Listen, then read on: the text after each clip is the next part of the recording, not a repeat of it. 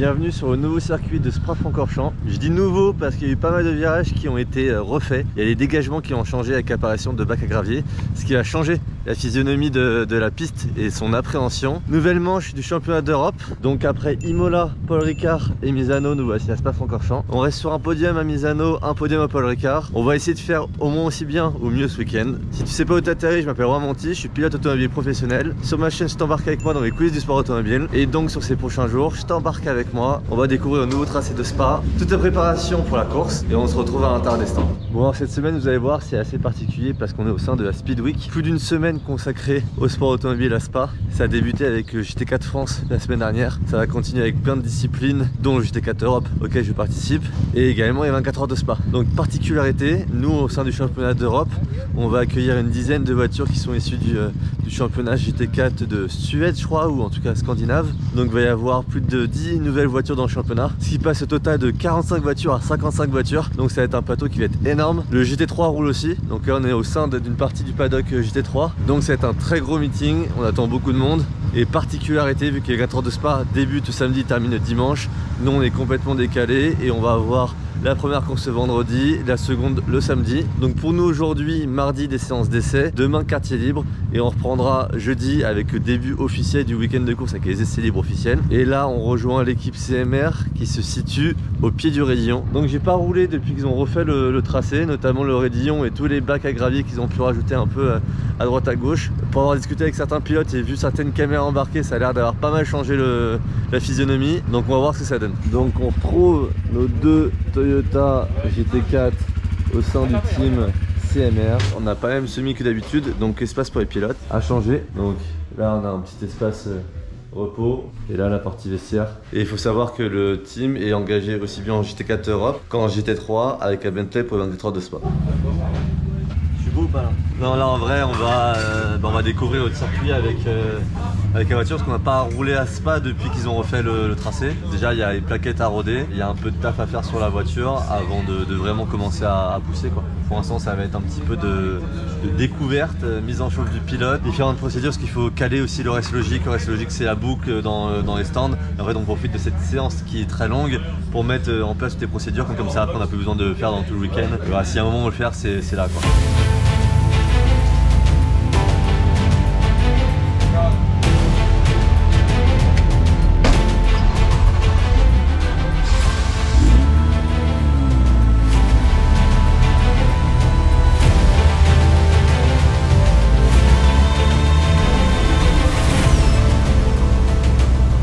Il n'y a pas de frein à main sur cette caisse, comment on fait quand on est là? On est obligé de mettre tout sur le frein. Ouais, en fait si tu veux il y en a un mais moi je préfère toi autant tout à l'heure je prendrais une cale ou un truc comme ça pour le week-end.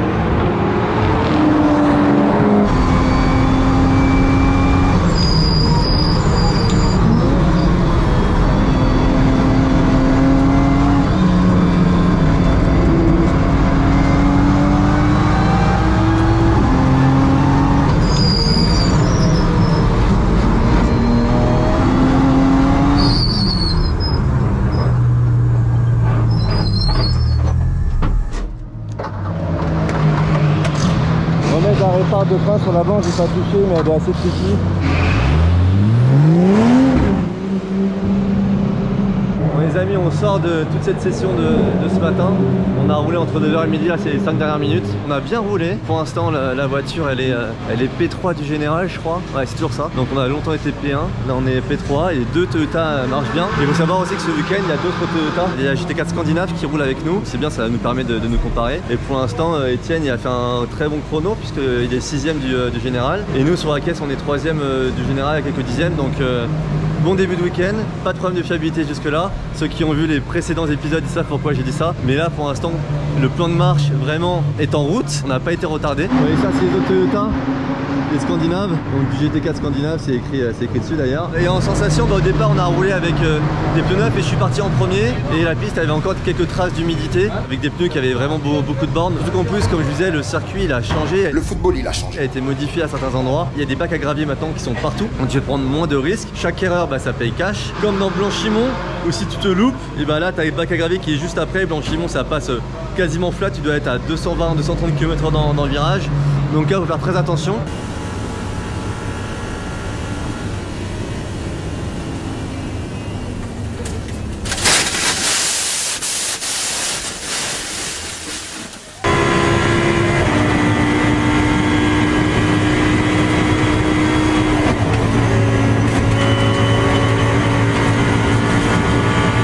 Donc après Antoine est passé avec ces pneus là, puis on a changé les pneus, on a mis des pneus qui sont beaucoup plus frais et là ça a vraiment changé le comportement de la voiture. On a retrouvé beaucoup de grippe partout et là c'est vraiment du plaisir quand tu as la confiance dans la voiture et sur le circuit. Rouler à Spa-Francorchamps c'est vraiment un kiff monumental, c'est vraiment un très beau circuit. À chaque fois que tu reviens et que tu reprends pour la première fois du week-end Rédillon, tu te dis putain quand même avec la compression, le fait que tu prennes vachement de géant latéral, que la voiture aille d'un côté, que ton corps y aille de l'autre, que tu sois vraiment à l'aveugle, c'est vraiment une sensation qui est vraiment particulière.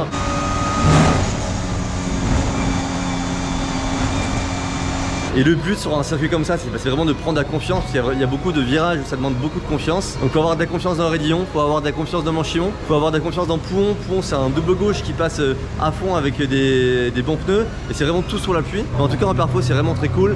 Là on est vraiment dans le rythme ce week-end, c'est vraiment top. On espère que ça va continuer comme ça, mais en tout cas ça fait du bien d'entamer un week-end où on n'a pas de problème avec la voiture et où la voiture performe. Allez j'en profite pour vous montrer, ça c'est la Bentley du team, vous la connaissez. Elle va rouler pour les 24 heures de Spa, donc elles sont en train de faire une dalle. Elles n'ont pas encore roulé les voitures avec une déco particulière, c'est une hard car.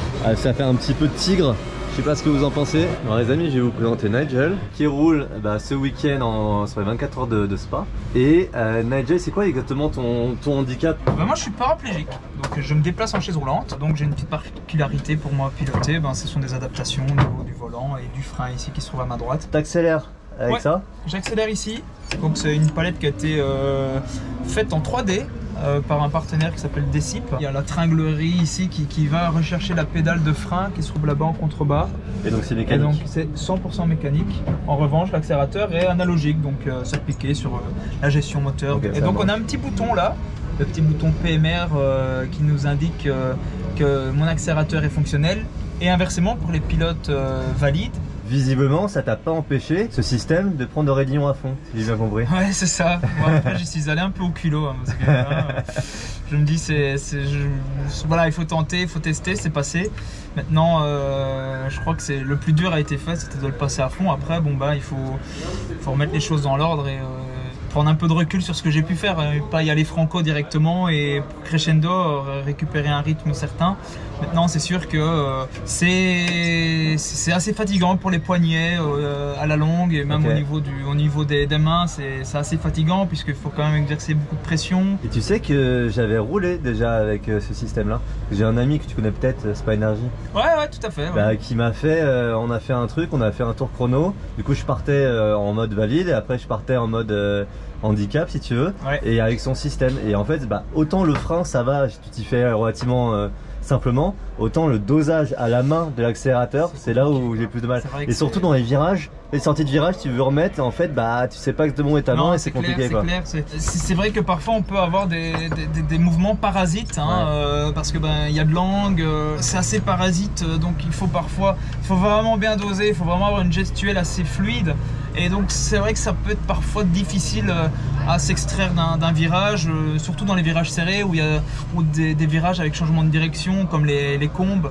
Ben là c'est droite, gauche, doser l'accélérateur, c'est vraiment pas facile. Fais-moi un truc genre t'accélères et tu passes un rapport, ça donne quoi du coup? Ça fait ça, tac. Ok, donc c'est t'accélères main gauche et tu passes au rapport main droite. Ou tu peux avoir, t'as la palette ici qui te permet par exemple dans les virages à droite qui sont un peu plus serrés, ben là tu vois t'as pas moyen de les récupérer. Okay. Et donc là tu vois, tu vas la rechercher en haut. Maintenant il faut savoir que j'inscris toujours, et c'est une obligation, on n'a pas le choix, on n'a pas trois mains, on inscrit toujours la voiture à une seule main. D'accord. Que ce soit un virage à droite ou un virage à gauche. Okay. Donc c'est un petit peu anti-académique puisque bon, on sait que tu tournes à droite, bah, c'est la main gauche qui pousse, tu tournes à gauche, c'est la main droite qui pousse. Mais là j'ai pas le choix, donc c'est tout le temps à une seule main avec le dégressif. Ce week-end vous êtes engagé en quelle catégorie avec la voiture? Ah ben c'est en Pro-Am, il y a 8 voitures dans la classe. Okay. Ça va être une course difficile malgré tout, il va falloir jouer la carte de l'intelligence. Carrément. C'est le maître mot. Bon week-end de course. Merci Romain, au plaisir. Fais ça bien. À toi. Hein. Voilà les gars, je trouvais ça intéressant de vous montrer que même avec une situation de handicap, tu peux faire de la course automobile. C'est des réglages qui sont faits sur mesure, hein. C'est pas un kit que tu adaptes, c'est vraiment un truc que tu crées à chaque fois par voiture. Donc je trouvais intéressant de vous montrer ce petit côté là avec Nigel qui va être engagé du coup sur les 24 heures de Spa. Voilà, la prochaine session va bientôt partir, il pleut un petit peu. Bon, non mais ça va, c'est pas d'appui là. Ici c'est sec, après peut-être que là-bas c'est pluie. Hein. Donc là il y a tellement de GT3 ce week-end qu'il y a aussi bien des voitures ici, donc dans la partie endurance, qu'en bas dans les anciens stands en fait. Donc là c'est des McLaren, elles sont belles hein, les 720, ça a vraiment un look de prototype, vraiment des belles voitures. Bon du coup il s'est pas mis à pleuvoir. Donc Antoine roule là et ça va passer les pneus neufs. Donc il a fait des tours avec les anciens pneus. Il y a l'étiquette. Vous savez ça met les pneus neufs. On va faire du beaucoup en grip. Et on va retrouver du grip du coup avec des bons pneus. Donc là les pneus ça va tout changer. Là ça va te rouler en 2,35. Je pense que ça va nous ramener en 2,30, quelque chose comme ça. Donc il y a un gros écart de grip entre des pneus usés et des pneus neufs.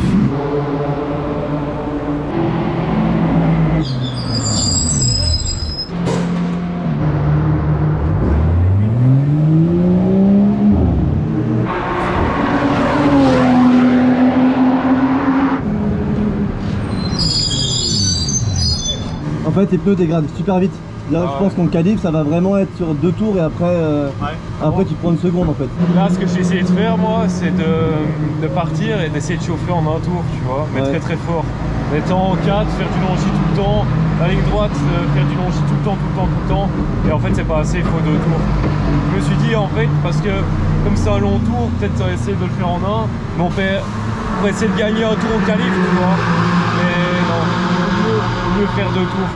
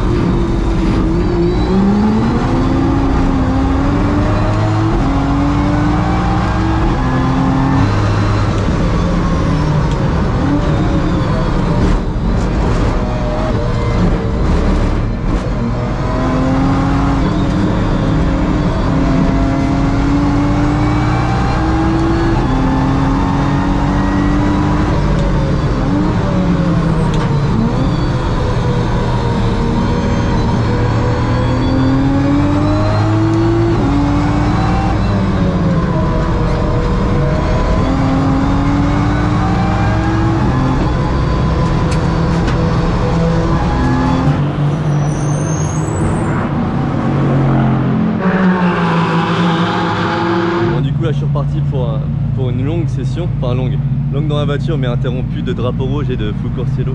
Comme actuellement là il y a un drapeau rouge et pas mal de drapeaux rouges avec 55 voitures sur la piste et pas mal de bacs à gravier, de voitures en panne, d'accidents.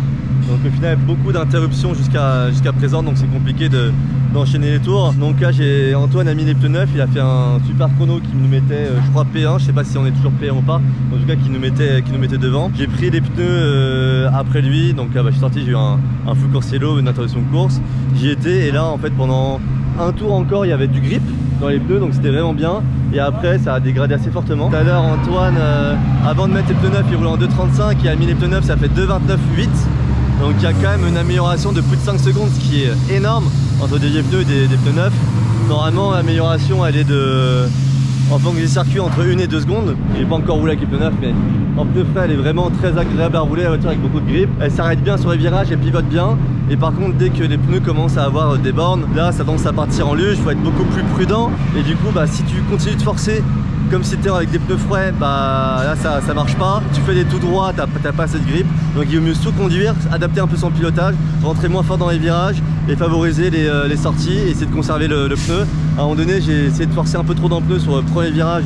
Une sortie de virage tout en drift, ça devait être beau de l'extérieur mais c'était pas payant au niveau du chrono. En tout cas on continue à prendre beaucoup de plaisir sur cette piste magnifique. Oh, qu'est-ce que c'est? Qu'est-ce que ça dit? Qu'est-ce que c'est ça? Qu'est-ce que c'est? Ça va? Bah ça va. Est-ce que la voiture elle est mieux en pneu neuf? Dans l'élan, quand tu rentres, il y a beaucoup plus de grip. Du coup, ouais, il y a quand même un assez gros gap avec des nouveaux. Ça c'est bien. C'est bien les pneus neufs hein. Ouais. Franchement c'est mieux. Mais ouais, Rédillon, je t'ai dit, j'ai essayé de mettre Mach 12 en bas là. J'y tourne sous virage de ouf et la voiture elle m'emmène hyper loin. Moi j'ai pris A sur Où ça? Rédillon. Ah ouais? Ouais, avec les nouveaux. J'ai essayé de le passer un peu plus vite que prévu. C'est pas passé.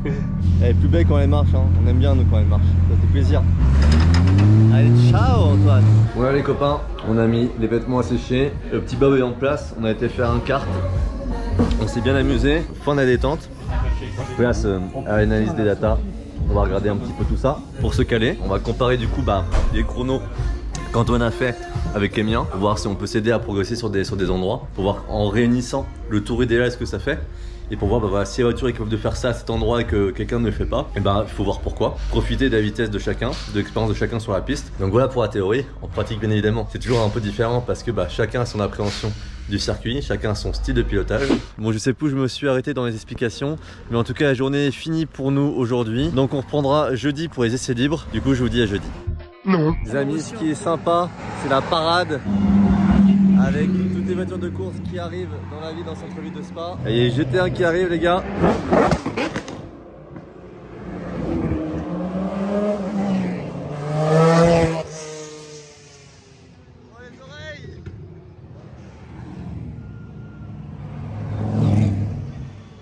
Regardez les gars, la Maserati MC12 qui arrive, regardez comment c'est beau.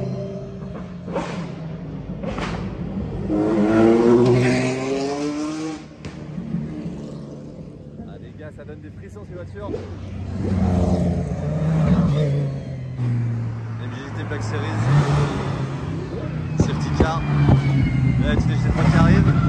Audi A8 GT2. J'avais fait en 2018 avec la Lamborghini, c'était le feu. Mercedes. C'est toutes les Mercedes ensemble.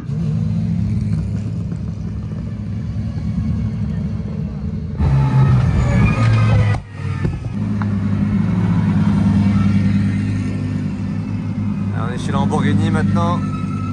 La parade les gars, c'est aussi ça. Du monde à n'en plus finir partout. C'est Valentino Rossi qui est à la fenêtre, voilà. Et c'est pour ça qu'il y a attroupement plus.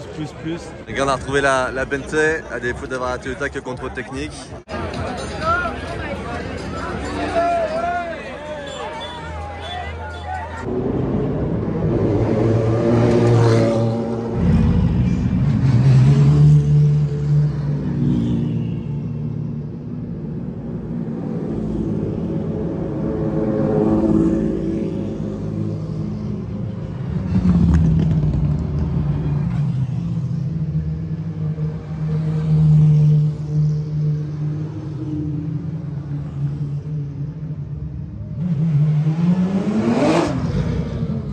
Les amis, on est jeudi et je vous propose de débuter cette journée ensoleillée avec des caisses de malades pour fêter le 30e anniversaire de l'organisateur du championnat SRO. Ils organisent une course avec plein de voitures historiques. Il y en a des plus ou moins récentes, des plus ou moins anciennes. Donc ça, c'est une ancienne GT3, c'est une Z4 GT3. Là, c'était vraiment une arme. Là, vous avez une Ford GT1, donc Ford GT GT1, un truc de malade. Donc vous voyez, c'est la même déco, enfin c'est la même couleur parce que c'était le même team. Là, vous avez une Lamborghini Diablo GTR, la Mercedes SLS GT3 qui est incroyable qui est du team CMR, du coup dans le team on roule, avec le moteur qui est le même que la MG GT3. Les gars, McLaren P1 GTR Longtail, incroyable. Elle a roulé tout à l'heure, on l'a vu en parade hier et elle roulera à nouveau un peu plus tard dans la journée. Donc moteur V12 BMW avec toute la partie arrière qui est rallongée pour apporter plus de stabilité, de performance au Mans. Porsche 993 GT, incroyable aussi, ça a un look avec les ailes arrière rivetées, élargies, le double aileron, c'est incroyable. Porsche 997 RSR, tu reprends un peu la même physionomie qu'à la 93 avec une génération, enfin 2 générations d'écart avec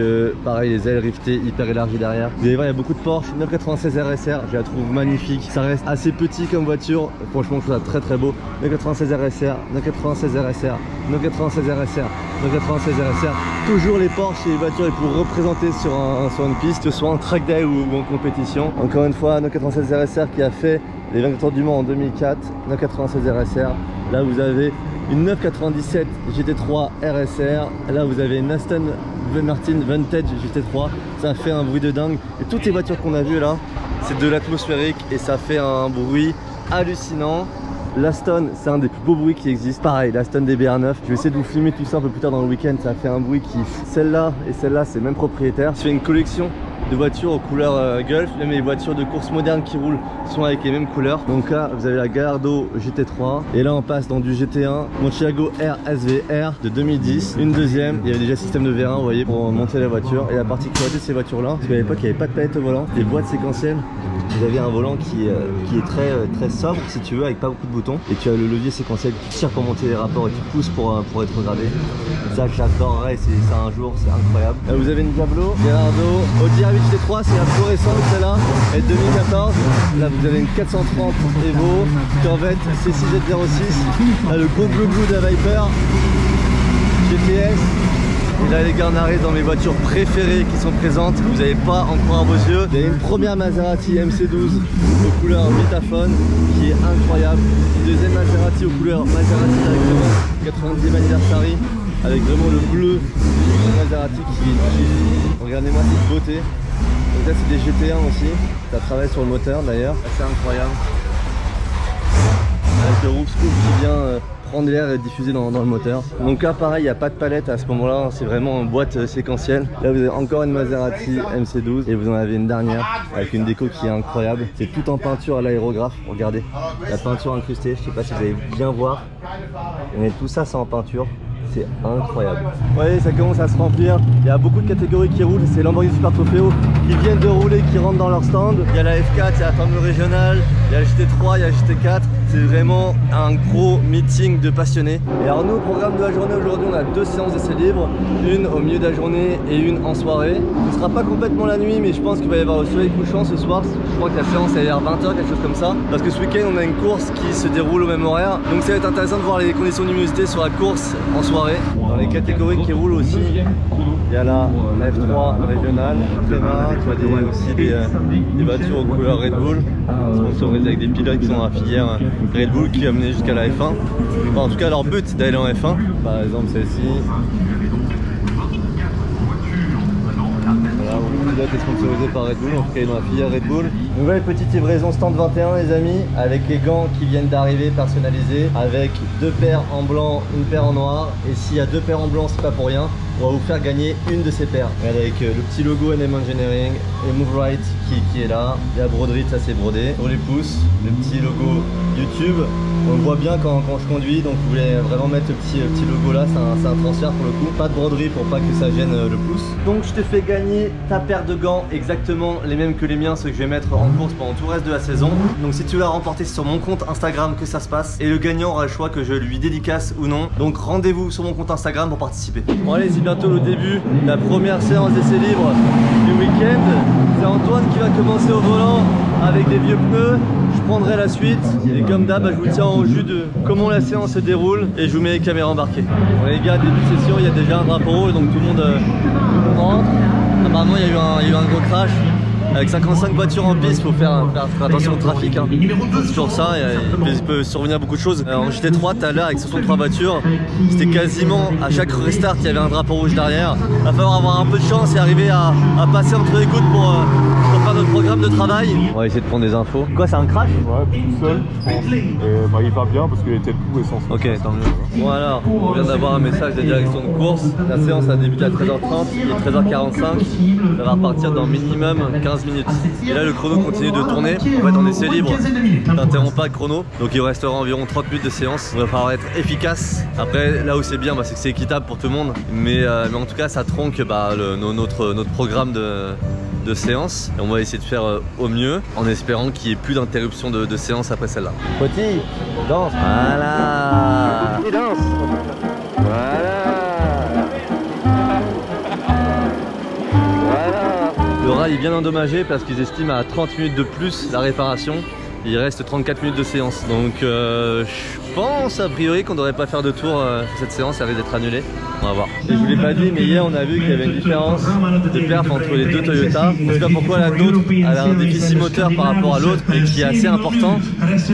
Si tout avait bien fonctionné, ça aurait été trop bien, tu vois, ça aurait été trop simple.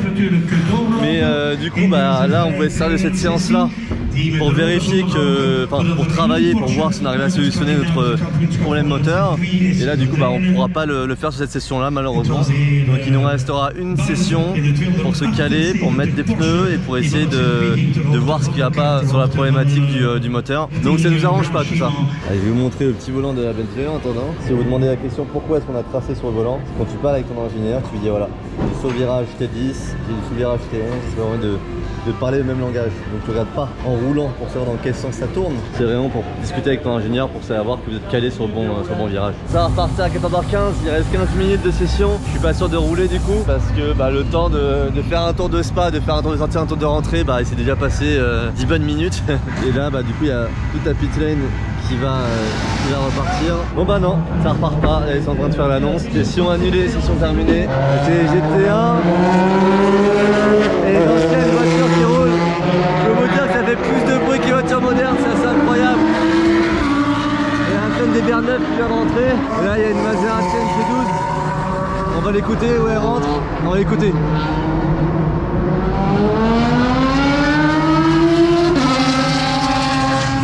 Incroyable le bruit du V12. On est remonté dans le box GT3. Voici, ça devrait être parti pour cette séance d'essai libre. J'ai déjà dit ça tout à l'heure, on n'a pas roulé. Donc j'espère que là, ça va le faire. En tout cas, la météo est toujours aussi belle, toujours aussi bon.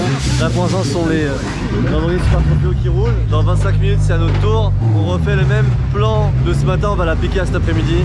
Là, c'est Antoine qui commence avec les anciens pneus pour valider le setup. Ensuite, je vais monter dans ma voiture avec les mêmes pneus, le même setup. On va mettre pneu neuf. Et là, je vais y aller pour mon run en pneu neuf en espérant aucun drapeau jaune, aucun drapeau rouge sur la session. Et du coup, on voulait faire des essais de run long ce soir, en théorie, de passer faire une simu course, ce qu'on ne pourra pas faire du coup. On va privilégier le setup à la simu qualif. Vous allez jamais me croire les gars. La séance de Super Trophy où là ça roule plus. Les drapeaux rouges, on pouvait voir sur les lights parce qu'il y a eu un gros crash. Le pilote est à l'hôpital, visiblement qui est transféré à l'hôpital et ils sont en train de réparer la piste. Du coup, ils ont arrêté leur séance comme la nôtre a été arrêtée tout à l'heure. Et voilà. Donc bah, on espère que ça va être réparé pour le début de notre session. Et visiblement, ils peuvent pas faire un départ de session sous drapeau rouge. Ils vont attendre de réparer pour débuter le timing de notre session. Donc on devrait l'avoir en entier. Donc là les gars, c'est le bal, les chariots avec les pneus, toutes les équipes GT4 qui sont en bas, qui montent dans les paddocks et qui arrivent du coup bah, chargés de tous les différents types de pneus. Et les pneus usés, les pneus neufs, les pneus pluie. Et du coup bah, ça vient se poster devant les stands de GT3. Zéro blague les gars, la session vient de débuter. Il y a déjà une voiture dans le bac à gravier, drapeau rouge. À nouveau, même pas un tour, out, drapeau rouge direct. Je sais pas si on va réussir à faire un tour des essais libres. T'es vite? Incroyable. Le rouge est arrivé très vite. Bon les gars, c'était reparti, mais à nouveau full course yellow au bout de 2 minutes.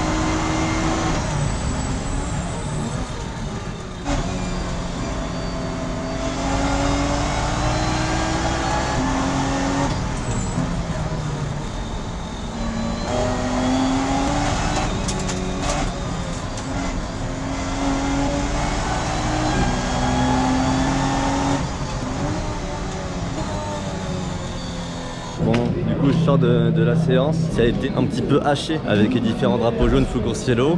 Mais en tout cas, j'ai pu mettre les pneus neufs pour me caler pour demain et surtout tester les track limits pour regarder où est-ce qu'ils supprimaient les chronos ou pas.